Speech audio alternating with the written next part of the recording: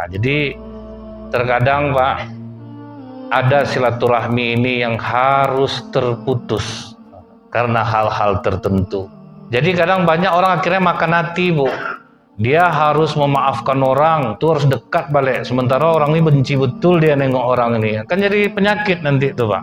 Ya kita lihat Nabi Ibrahim putus silaturahmi dengan ayahnya Pak.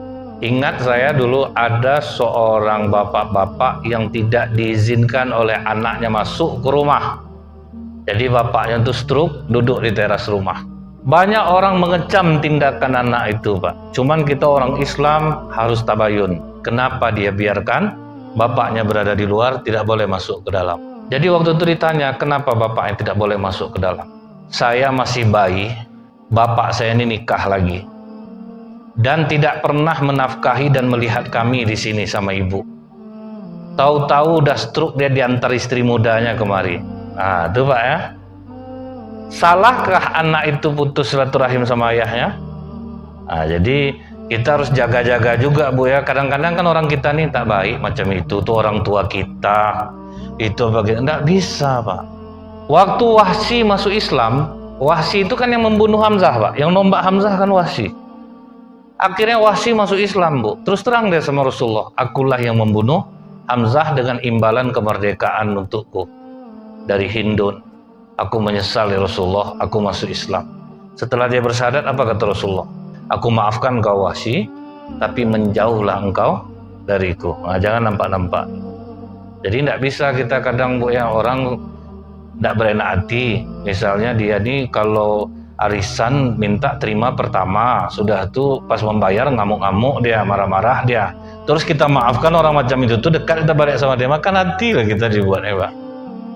Kalau makan hati itu Bu, liver yang kena Bu, menanahan tuh Pak. Liver kena tuh Pak. Apa kata Profesor Dr. Masaru Emoto Bu? Orang yang memendam-mendam kesedihan, sakit hati, liver kena.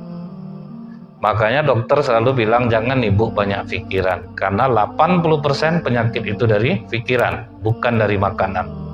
Jadi masaklah kambing Bapak Ibu, makan kita, insya Allah tidak akan mengena ke darah Bapak, tidak akan tinggi jadi Pak. Tapi boleh kita tes lah di masjid ini kapannya, dihubungi saya. Iya Pak kan? Jadi karena apa Bu? Memang pikiran inilah.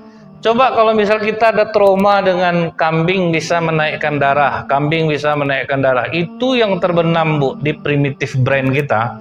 Primitive brain itu Pak yang terbenam di dalam perut kita. Jadi makanya kalau kita ketakutan, sakit perut kita dibuatnya. Itu yang primitive brain, otak yang berada di perut, sesuatu yang sudah tertanam di dalam batin bawah sadar kita.